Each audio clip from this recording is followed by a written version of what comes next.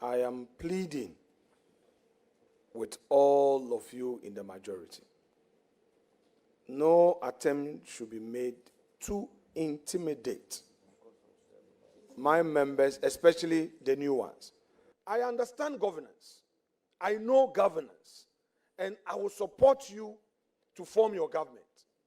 But nobody should make an attempt to use some attacks to frustrate. It won't work. And we are not going to boycott proceedings. I am pleading with all of you in the majority. No attempt should be made to intimidate my members, especially the new ones. Honorable Kwame Govins Agboja, you are an experienced legislator. What you just did, you knew the effect of what you just did. When I pinch you guys a bit, then you're all crying, Afenyo. You do that to my members. I've been calm, I'm watching. You try to take the power from the chair, and then when I'm reacting, you say, I'm being like a co-chair. Don't let us go there. We have started a good morning. Tolerate us enough. Be patient. So far, your side have not done the scrutiny. And we understand you are in government. Scrutiny would largely be done by the minority and the opposition. So please, in all humility, if you will be... Yes, no problem. Let me finish. Let me finish. Vice Chair, Mr. Chairman, Mr. Chairman, I need to finish. I allowed Honorable Govins Agboja to finish. Chairman, point of order. Even when I had a point of order, I allowed him to finish. The rule of this game is tolerance.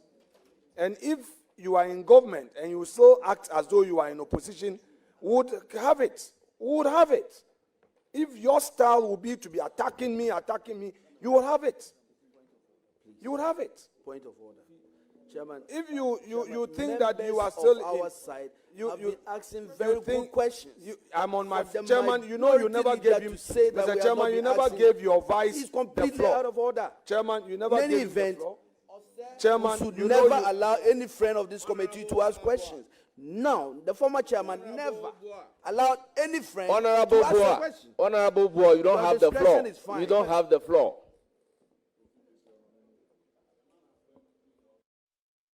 Chairman, I would accord every member of this committee utmost respect. And our side will continue to treat all of us here with utmost respect. Colleagues, I'm compelled to make this point. We are here in good faith.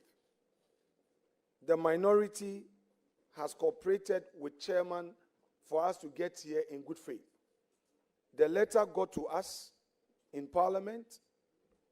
An advert was done. We cooperated for the advert to be placed in the paper same day. We were supposed to start this vetting tomorrow.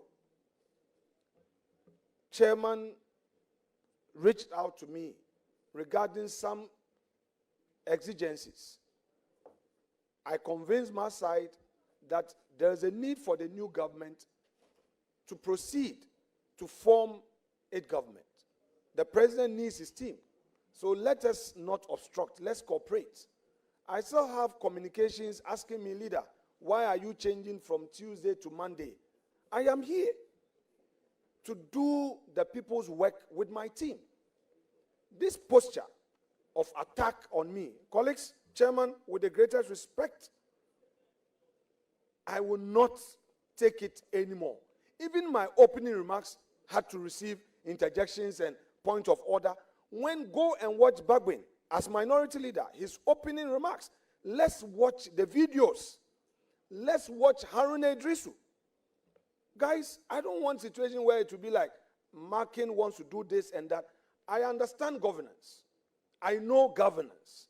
And I will support you to form your government. But nobody should make an attempt to use some attacks to frustrate. It won't work. And we are not going to boycott proceedings. As Honorable Govins Agboja once said on the floor, even laying paper, even for him to oppose, he says that there will be chaos. That was his threat. We know what he did to my vice chair. No, it's not payback. I will never do that. I'm not petty. I know what they did to this 67-year-old woman who was then the chair of the appointment committee, our mother. We know what happened. The cameras watched it. So, colleagues, you are now in government. Your duty is tolerance. Tolerance. If you don't want to tolerate us and you don't want to accommodate and you are talking about rules, then we'll also go by the rules strictly. I would end here. Chairman, thank you. And thank you very much, Honorable Minority Leader. Thank you very much, Honorable Minority Leader. The presidents are there. We all know that Honorable Joseph Osei-Owusu, sitting as the chairman of the appointment committee, will never welcome a question from a non-member of the committee.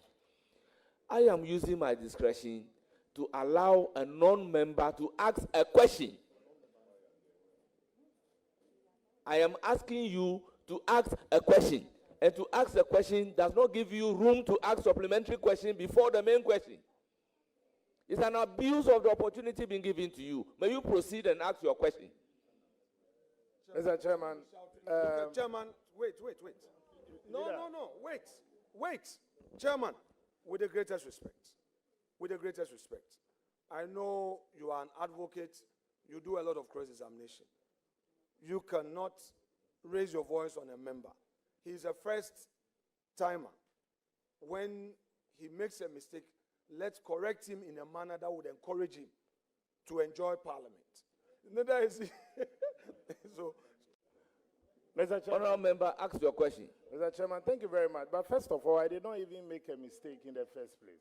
Just for the record, I did seek leave. Go ahead Mr. and Chairman. ask the question, and please. once it wasn't approved, then I proceed to my substantive. That's all, Mr. Chairman.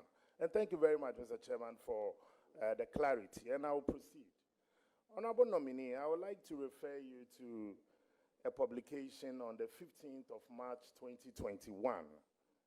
And I want to paraphrase because I don't want to miss any word.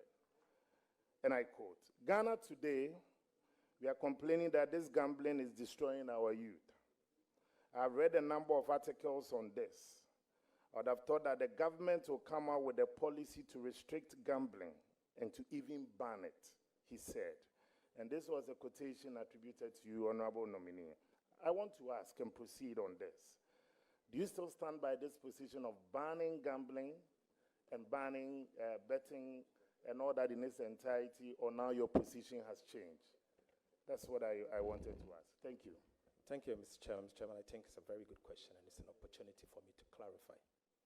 Mr. Chairman, I was on a show with the Honorable Kojo Opon Nkrumah, and the contest must come out. The Honorable Kojo Opon Nkrumah, at the time Minister for Information, I'm sure, had the responsibility to sell a government policy on betting. And he said, I'm surprised you are not bringing that portion. He said that betting tax is being implemented because it is destroying our youth, and that the government is introducing this betting tax he said the government is introducing this betting tax to deter them, equivalent to a sin tax, so that they will not be staking the bet. I retorted on a show being hosted by Evans Mensah on Joy FM PM Express. I retorted by saying that will not solve the problem. That will not solve the problem because I've read a number of articles, and the article presupposes or suggests that it is destroying our youth. And so if you want to introduce a tax, you have to first look at the elasticities, and as to whether the elasticities will mean that imposing such a tax will prevent the individual or the people concerned from the staking of the VAT, of the betting or not. But I doubt that will. And so if you intend doing that, the best option is to ban it and not to introduce a tax. And I said the tax will not solve the problem. Here we are today. I've been vindicated. Has the tax solved the problem as intended by the government? Big no. I insist that that tax must be abolished. And as Minister of Finance, my first budget, I will abolish the betting tax. Thank you. Thank you very much, Honorable Member.